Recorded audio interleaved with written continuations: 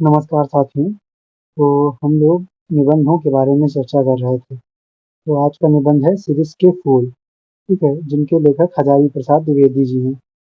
हजारी प्रसाद द्विवेदी जी का जन्म सन 1907 ईस्वी में हुआ और उनकी मृत्यु सन 1979 ईस्वी में हुई थी। इनका जन्म स्थान है उत्तर प्रदेश राज्य के बलिया जिले के दूबे के छपरा नामक गांव में इनका जन्म हुआ था। इन्होंने कई निबंध संग्रह लिखे, जिनमें अशोक के फूल, कल्पलता, विचार और वितर्क, विचार प्रवाह, कुटज, आलोक पर्व इत्यादि प्रमुख हैं। अब इनसे संबंधित जो प्रश्न हमारी परीक्षा में पूछे गए हैं वे हैं: फिरिस के फूल निबंध के केंद्रीय विचार को स्पष्ट कीजिए। फिरिस के फूल की भाषा और शिल्प के वैशिष्ट को स्पष्ट कीजिए। फिरिस के फूल निबंध की भाषिक एवं शैलीगत विशेषताओं पर प्रकाश डालिए। हजारी प्रसाद द्विवेदी की निबंध शैली के वैशिष्ट्य पर प्रकाश डालिए। ये 4 प्रश्न हैं। 4 क्या हैं? इसमें से दूसरा और तीसरा प्रश्न एक ही है, बस थोड़ी उसकी भाषा चेंज की गई है। तो आइए इसका हम लोग सारांश देख लेते हैं। और जो ये सारांश है वही आपके प्रथम प्रश्न का उत्तर हो जाएगा। आप सीरीज के फूल निबंध के केंद्रीय विचार को स्पष्ट कीजिए। आप इस सारांश के माध्यम से ही इस प्रश्न का उत्तर लिख सकते हैं। तो आइए सारांश देखते हैं। आचार्य हजारी प्रसाद द्विवेदी हिंदी गद्य साहित्य के मूर्धन्य विचारक एवं महान निबंधकार हैं। मूर्धन्य का अर्थ होगा यहाँ पे श्रेष्ठ, ठीक है। वे भारतीय संस्कृत के पोषक हैं। उनके व्यक्ति व्यंजक निबंधों में शिष्ट साहित्य और लोक साहित्य का अद्भुत समन्वय मिलता है। व्यक्ति व्यंजक निबंध क्या होता है, इसके बारे में देख लेते हैं। देखिए, व्यक्ति व्यंजक निबंध वह निबंध होता है जिसमें जो व्यक्ति होता है, ठीक है, वो जो लेखक होता है वो उसका जितना भी अनुभव होता है वह लोगों तक पहुंचाने के लिए किसी भाषा के माध्यम से व्यक्त कर देता है, ठीक है। तो वह एक व्यक्ति व्यंजक निबंध बन के निकलता है। तो इसके इस पे जो व्यक्ति व्यंजक निबंध है, ठीक है, जो एक लेखक हैं हिंदी साहित्य के विद्या निवास मिश्र जी, उन्होंने इसको व्याख्यायित किया है कि व्यक्ति व्यंजक निबंध व्यक्ति का व्यंजक नहीं होता है, यह व्यक्ति के माध्यम से व्यंजक होता है। व्यंजक मतलब अभिव्यक्ति, यानी जो कुछ भी लेखक के अनुभव के दायरे में आता है उसे यह लोगों तक पहुंचाने वाली भाषा की कढ़ाई में झोंक देता है। तब जो पक्का निकलता है वह व्यक्ति व्यंजक निबंध बनता है, ठीक है। तो यह व्यक्ति व्यंजक निबंध हो जाएगा, आप लोग समझ गए होंगे। प्रस्तुत निबंध सीरीज के फूल निसंदेह रूप से एक व्यक्ति व्यंजक निबंध है। अब जब ये हम लोग निबंध पढ़ेंगे तब हमें पता चलेगा, ठीक है। देखिए, इसमें जो उन्होंने आज तक आचार्य हजारी प्रसाद द्विवेदी जी ने जो अनुभव किया इस बारे में, ठीक है, वही अपने निबंध में समावेशित कर दिया है। इसलिए इस निबंध को व्यक्ति व्यंजक निबंध कहते हैं। निबंध का शुभारंभ अत्यंत ही स्वाभाविक रूप में हुआ है। द्विवेदी जी लिखते हैं: जहां बैठ के यह लेख लिख रहा हूँ उसके आगे पीछे दाएं बाएं सीरीज के अनेक पेड़ हैं, ठीक है। सीरीज एक फूल है, ठीक है, उसके अनेक वृक्ष हैं। जेठ की जेठ मतलब मई जून का समय। जेठ की जलती धूप में जब पृथ्वी पूर्णतः अग्निकुंड बनी हुई है, सीरीज नीचे से ऊपर तक फूलों से लद गया है। लेखक को आश्चर्य होता है कि सीरीज की भी क्या प्रकृति है। जब जगत का चप्पा चप्पा सूख रहा है तब यह सीरीज का फूल लहलहा रहा है। तो सीरीज के फूल के बारे में बताते हैं।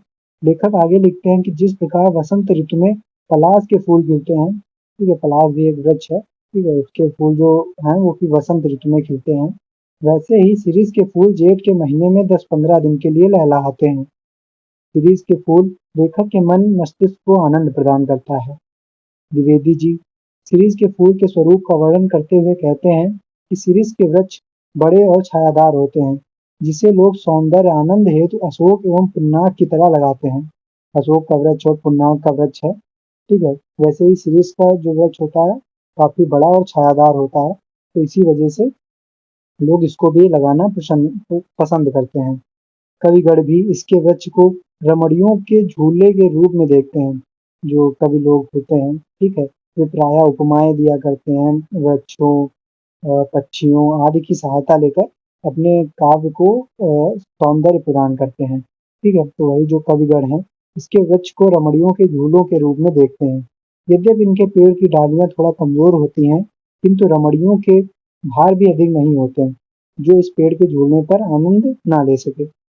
लेखक कहता है कि शिरीष के वे फूल संस्कृत साहित्य में बहुत ही कोमल माना गया है।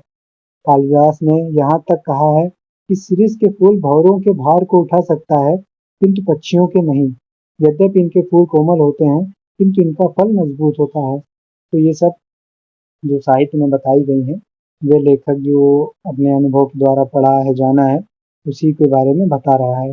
निबंधकार आगे लिखता है कि शेष एक अद्भुत अवधूत है। ठीक है, अवधूत का अर्थ यहाँ पे आप सन्यासी ले सकते हैं। ठीक है, सन्यासी या विरक्त, तो यहाँ पे आप सन्यासी लीजिए। अवधूत का अर्थ दुख हो या सुख हो, वह हार नहीं मानता, जैसे एक सन्यासी होता है। ठीक है, वे संसार से विरक्त रहता है, वो चाहे सुख हो या दुख हो, वह कभी हार नहीं मानता, वह अपने कार्य में लगा रहता है।